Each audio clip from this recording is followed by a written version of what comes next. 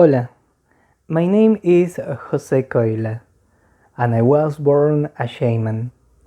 I am from Puno, Peru, located on the shores of Lake Titicaca, the highest navigable lake in the world.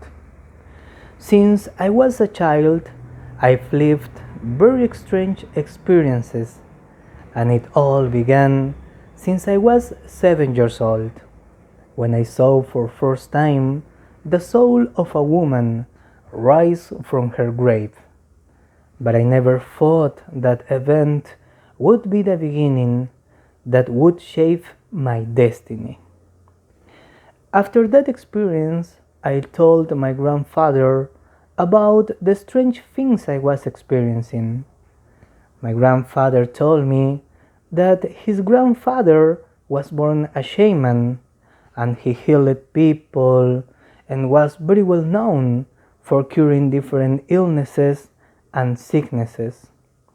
My grandfather said this was my fate, that my fate was to be a shaman in this life, while he took off his hat and placed it on his chest as a sign of respect. My grandfather and grandmother told me I was going to suffer a lot, because apparently they knew that the life of a shaman was one of suffering and solitude. I remember those words and the way my grandparents looked at me, because apparently my life was already showing this sign back then. My parents already had very serious personal problems, so I spent most of my time under my grandparents' care. Deep down, they were my refuge and shelter as such a young child. At 11 years old, I lost my sight after an accident playing ball. I was blind for almost 4 years. When I got my sight back, I continued with my life. I didn't want to accept my destiny of being a shaman, so I studied a profession like any normal teenager.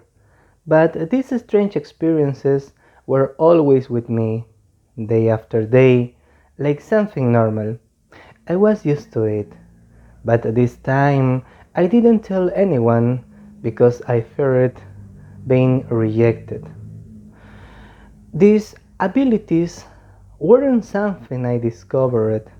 I already knew I was a shaman, but I rejected it because I felt shame and fear of being rejected by my friends, my family, and society, just for being different from everyone else. Until I met my wife, because she believed deeply in these supernatural and strange forces. And so, together with her, we created Shaman Wasi, La Casa del Shaman. We quit our jobs to start something of our own. And so began the path of Shaman Wasi. The rest is yet to be told.